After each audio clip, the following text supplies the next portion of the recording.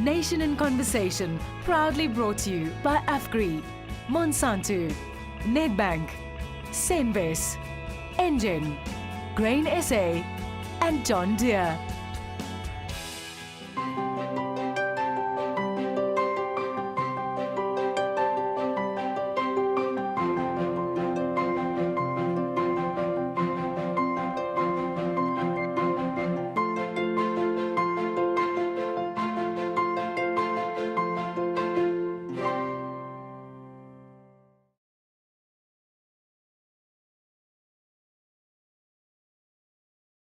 Welcome to Nation in Conversation, coming to you all the way from NAMPO Harvest Day in Porterville. My name is Andile Khumalo. I will be your host, and I am the Managing Director of Power 98.7 and also the host of Power Business. Let me introduce you to our panel this morning that we are blessed to have with us. Mr. Rolf Meyer is on my left. He's the chairman of In Transformation Initiative, but also a gentleman who's been a big part of the transition into democracy here in South Africa. Sir, thank you so much for joining us. From the land bank next to him is Loyiso Ndlovu. She is the executive manager for commercial banking at the land bank. And right next to her is Chris. He's a chief executive at AFGRI, Chris Fenter. And Herbert Mabuza, who is a farmer, a producer, and a man who really epitomizes the experience of a black farmer getting into this industry. And right at the end, Charles Rousseau from the Rousseau family of companies, also a self-made farmer that is going to make some real good input into our conversation. I'd like to kick off by maybe talking a little bit about where we find ourselves as a country. I think that 23 years on, it is very clear that we are not where we would like to be, both from a social cohesion perspective, but perhaps most importantly, from the word economic empowerment. And that has led a lot of conversation happening around the country, words like white monopoly capital, words like radical economic transformation, which really are perhaps just a vindication of almost of what really exists. And that is, we started or built this country, at least the new South Africa, based on dialogue. And for whatever reason, straight after that dialogue and that negotiated settlement, everybody got on with their lives and life kind of moved on. And more and more, there were more and more disparities. One of those industries is indeed the agricultural sector. I was speaking to Rolf Meyer off air before we started, and I was telling them that when I was a young boy, it took me a long time to register that a boer was just a farmer. It was just another word in another language for a farmer. For me, a boer meant totally something different. And now I'm hearing about black boers. So if you're not following the conversation, I'm totally confused. And the reason for this conversation is to make sure that we go back to that dialogue, the very thing that saved this country from potential bloodbath. And I'm pretty sure Rolf is going to share that with us a little bit later. But let's start with you, Herbert. I want to start with you because the conversation is about talking about transformation initiatives. And I want to start from your own personal experience. I know you from the media industry. You were the managing editor of the Sunday Times, the Sowetan, and the Sunday World, I think. And you decided one day that you're interested in this farming thing for many years. It's time to drop your pen, which was your sword, as you typically say as journalists. And you decided to venture into farming. Take us through a little bit of your journey. I think as I was working as a journalist, there's always this thing at the back of my mind that I wanted to do something else just in case I get tired of chasing after Rolf Meyer and other politicians. And somewhere along the line, I started researching and having a look at what's happening in the farming world. And I used to, when I was traveling, I would want to stay at like a working farm just to be able to see what's going on. And in 2007, I went to the farm that I'm in now.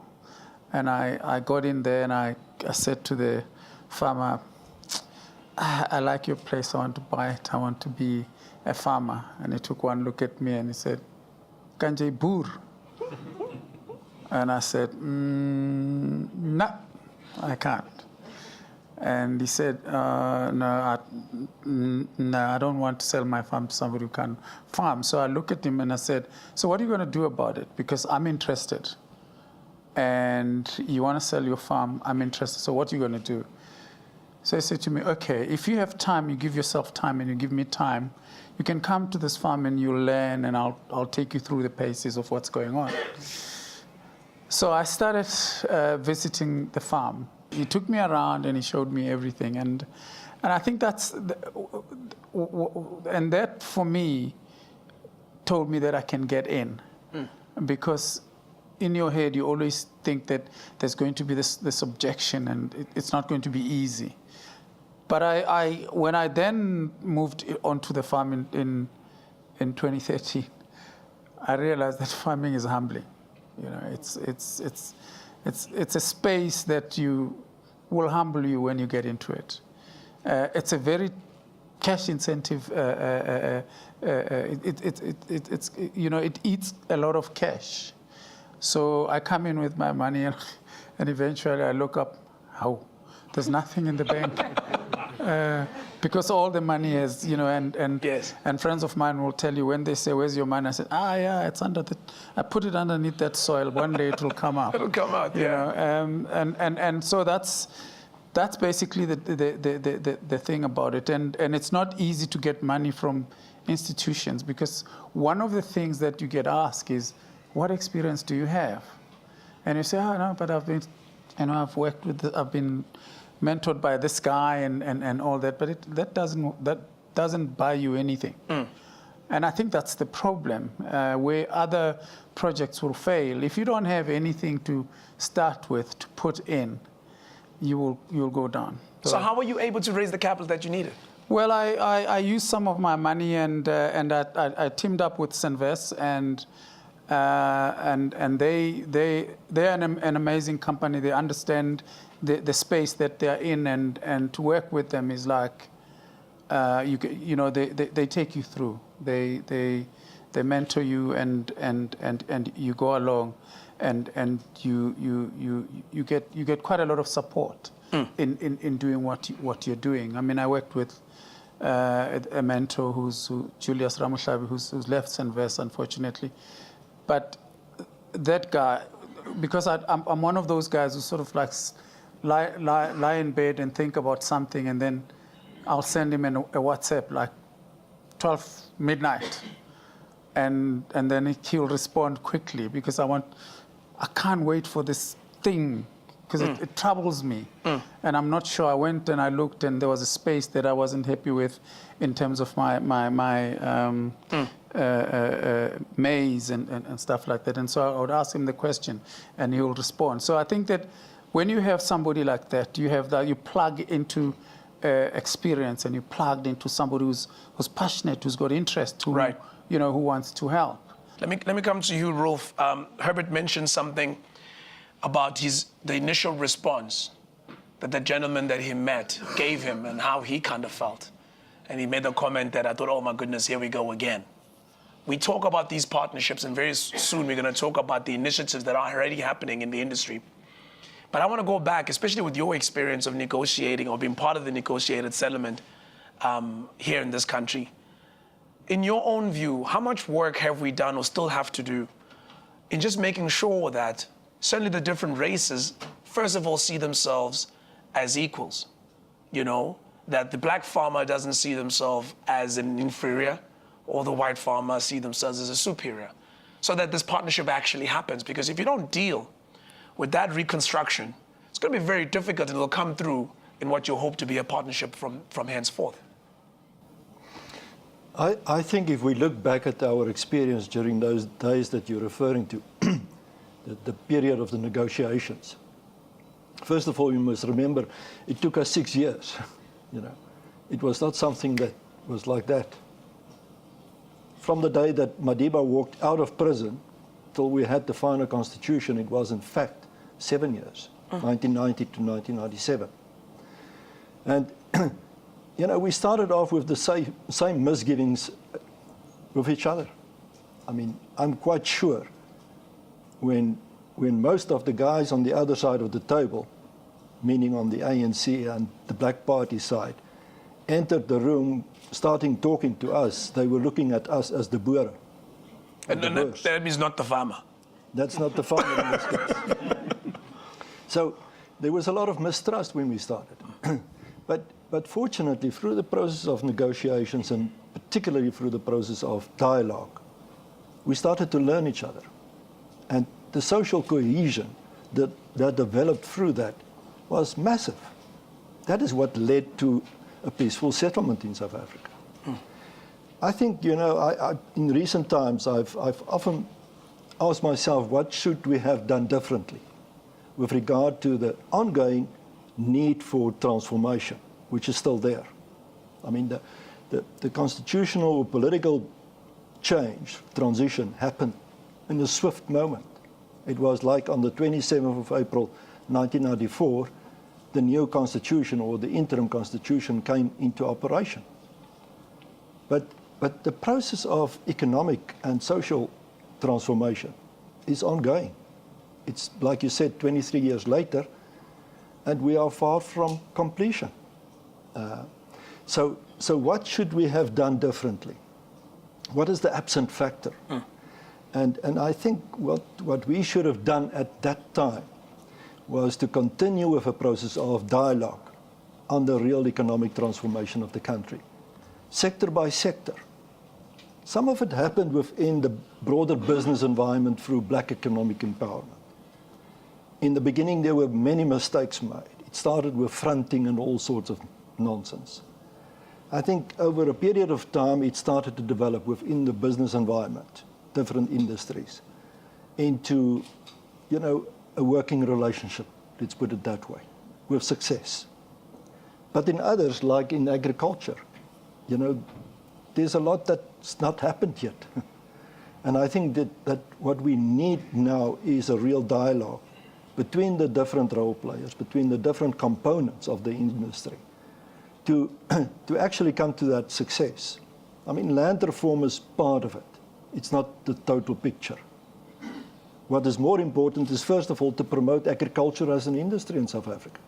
Because most South Africans, you know, the people in the cities, don't think of agriculture as really something of importance for the country. They forget that it's a very important contributor to the GDP of the country. Similarly, like Herbert and others were saying, we have to look at food security. We have to look at job creation. All important components and contributors from the side of agriculture. And so I think we are now in a phase where we can say we are at the starting point of opening up a dialogue, of serious content that can actually materialize what we should have done already by now. Thank you so much for those comments, Roof. Let me go to Charles. Charles, you told me a story that I find interesting because, again, just like I thought every person who was called a boer meant something else other than a farmer, I also thought that every Afrikaner that is indeed a farmer has inherited these big fat farms from 100 years on. Your family story is not quite like that.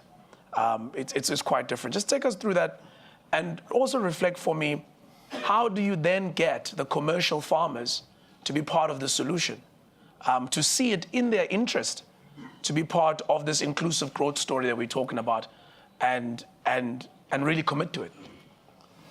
Andile, our story started way back. You know, it's the third generation that's part of exposed to agriculture, that's involved in agriculture. But we didn't inherit that we're having today. So we had to, but we had the background. What Herbert doesn't have. So we had the background. We could go. We had access to mentorship to people, big farmers sitting in this audience today. Some of them, and they've actually showed us a way and gave us direction. And then we went back, and we know we had a nice idea of what and a feeling of what agriculture is like. What's going on in agriculture. Part of his visits to his mentor, so-called mentor, is to understand what's going on in agriculture. There's no programs, there's no models, there's nothing that we roll out for the youth, for the young people. Anyone that wants to get into agriculture, where do they start? Go and Google it. Go and Google transformation in South Africa.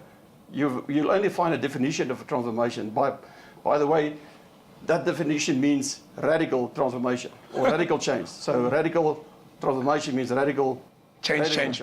Yeah. Okay. The point is, we need to have programs, models that we can set out.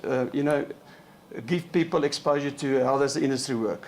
What's the role of agribusinesses, the farmers' cooperatives. Teach them management skills, farm skills, bookkeeping. How does the supply chain works. So that's all things that you need to know, but you can't pick it up. So you have to go through the process, and that is always a sense of insecurity. You don't know where you are. So that's what happened to us. But fortunately, we had access to those people. So and then you start. It's a entrepreneurial environment, and then you need to start to say, okay, listen, this is what I can do. This is how it works. My first line I got from the Land Bank. Thanks for that, and that helped me. So exactly the same as Herbert. And I think that's the starting point is totally different reference. It's so difficult for somebody that's not in this family of agriculture to enter it. It's actually, you have to raise your hat for those people. All right, let me actually move on to Chris. On that note, Chief Executive at AFGRI, you've got your own initiatives that are happening, Chris. I know about Harvest Time Investments. I don't know about some of the work that's done at AFGRI. Maybe as you reflect on what we're talking about and some of the comments from Charles, lots of things being done by lots of people, but maybe not as cohesive as it ought to be. That's certainly the case. I think what Charles has mentioned, just to touch on that point, is we engage a lot with commercial farmers on transformation. And I must say, I haven't come across one farmer that's not willing to help or not willing to assist or not willing to transfer knowledge. And that is the goodwill that we need to take forward. We need to embrace that goodwill on both sides. From an AFGRI point of view, in terms of looking at transformation, we started with initially looking at individual development, small-scale farmer development, which has grown over periods. We also learned a lot of lessons in the sense of saying, how do we embrace that? How do we make more commercial farmers? Because a lot of good, successful farmers today also started off, as Charles referred to, fairly small. So if we can start on embracing those small-scale farmers who has the passion and the heart to learn, maybe in 20, 50 years from now, you can have those commercial farms. And I think that's our approach, is to say, from a food security point of view, how do we look after our country when we're 80, 90 million people and we still need to produce our own food and not import food? And that is where your farming community, the commercial farmer, the small-scale farmer, land bank, government, we all need to take hands and say, how do we embrace that? So yes, we start with small-scale farmers. We start with embracing those small guys. A lot of help from commercial farmers. We had examples where a small-scale guy couldn't harvest his soybeans. We find support from the neighboring farmer, commercial farmer. So all of those stories needs to be coordinated somehow. I think we're all busy as agricultural companies, as farmers in their own right. Government is doing a lot of work, land banks doing a lot of. So maybe somehow tell those stories and embrace the good that was done. We also moved on a little bit in the sense of Harvest Time, where we said that to touch one small-scale farmer is good and well, but what if you can touch a community and make that community sustainable? So we moved on to a program where we take the farmers in one community to try and engage with them and trying to support them as well, so that you create a sustainable community within that region instead of the young guys moving away from that region. Let's move on to you, Loyiso. Land Bank, you've heard the comments about the money, certainly from Mr. Mabuza there. Yeah, he needs some bucks. You've had your successes. We've seen some of that earlier on today. Where are you in terms of making those programs more and more sophisticated to match the demand? And maybe let me also pose the same question to you, creating those fewer businesses that can have a bigger impact, just as an example of, hey, here is a Mabuza, here is a Khumalo, we've created an actual industrialist in this space. And I think that the point you make in the beginning about trust is a critical part of that conversation. Because actually, in executing any type of project or program, it is premised upon trust. So your execution, your highs and lows of execution, strengthen a trust relationship such that you speed up on what's required. So we see our role, and I think Chris touched on it really well. that we know that there is land, we know that you need finance, we know that you need markets, and you need agronomy. There's a technical capability that is required in farming that doesn't come, it doesn't develop. You need a technical capability to infuse it to strengthen the delivery. And what we found is that to the extent that you can look at that as a full value chain allows you to be able to intermediate, to give your money and trust that it will return. We are, after all, a bank. And the responsibility we have as an institution is to make sure that where we give money, that money works across the value chain, that it impacts everybody, not just a couple of people. Right. Strategically, we've also decided, as Charles was referring to, that actually growth comes across a pyramid. So you grow an economy by increasing the number of commercial farmers. So you make a specific effort to increase the number of people that work at an industrialist scale. You also make an effort to move those that are smallholder farmers towards commercialization, towards wanting to farm at commercial scale. And by moving everybody up a value chain, you begin to start dispersing the benefits across. You also saw some of the examples that you have there, that government, I think, has been very specific in using agriculture as a lever for particularly employment opportunities. That the nature of the sector is such that it is the one place where when you talk about how to employ at scale, you can do it within the sector. How to industrialize and find opportunities for technology, to sit on the cusp of using technology for yield, you can do that as well. And when you look at the success of South African commercial farmers, and they will tell you, they're amongst the best in the world. I mean, globally, the yields that they have are comparative to anybody in Europe and in US. And Charles will also say to you that in the legislative changes that happened within the sector, they moved from being a kind of a very regulated, subsidized industry to a free market system where they had to compete globally. And actually, even though the number of participating farmers has reduced, actually, yields have increased. So what it tells you is that they've increased their ability to deliver food security, and they've managed to be able to beneficiate that. And the focus now is to make sure that everybody moves up, that it doesn't just start at the top level, at commercialization, that you begin to start in making sure that one person with their 1 acre can do something effective with that land such that you begin to start moving up the value chain.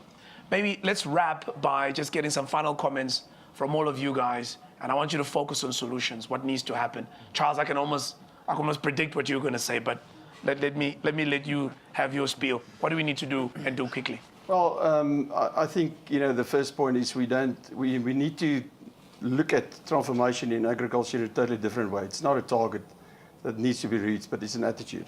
I think if we embrace that, that's going to take us to just a new possibilities. So what I'd like to see is that all the efforts being dealt with collectively, and really create the opportunity for anyone to know, to find a way, like a roadmap in agriculture. If you want to do this, you go to this guy, there's a finance, there's your mentor in that region. You can go to this co-op for information, or for an extension officer, there's a land bank. Make it easy for the guys, make a roadmap. Bring it back, bring it down to not this level of talk just, but to practical experience to people. Roof, closing comments? Well, we mentioned the homework that's been done. So the news is that we are in fact going to launch something of a coordinating point that can operate in such a way that it can make a contribution to what Charles and Herbert were saying. Even if it's small scale at the beginning, but from there it can hopefully escalate. It can put into motion the big requirement, or for fulfilling the big requirement. So we hope that within a month or so from now, we can actually let the world know what we are planning to do as far as this is. Good. To make a start, to put all this information together that we have now collected, and to inspire others to follow suit. carry it through and to make this something that can be of great success, not only for the industry, but every role player involved.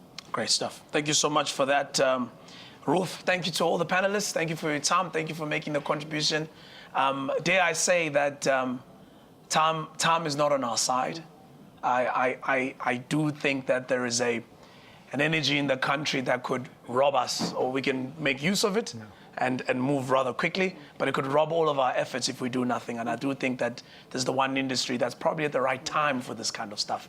Everybody's kind of ready and knows the benefits and sees it. I think the opportunity is definitely there. But for now, we're going to have to leave it there. Thank you so much for joining us. Remember, of course, to follow us on Twitter and visit the website nationinconversation.co.za. From us here at NAMPO, it's goodbye.